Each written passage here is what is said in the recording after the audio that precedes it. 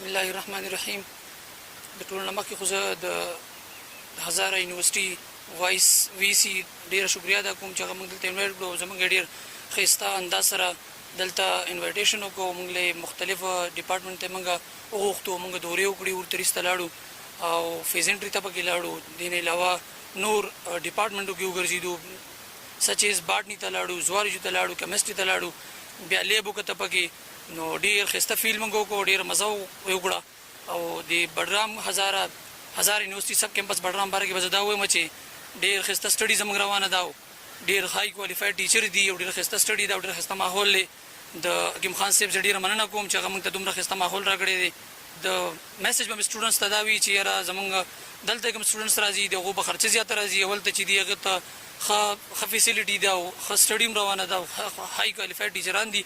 نو ښه خبره ده چې هلته په کم لاست باندې هغو ته ښه های ایجوکیشن میلاویږي. نو ښه خبره ده سټوډنټس ته به زما دا دعوت وي چې هغو بجای د دې چې هلته اډمیشن وکړي نو هغو غوره ده هغو دپاره.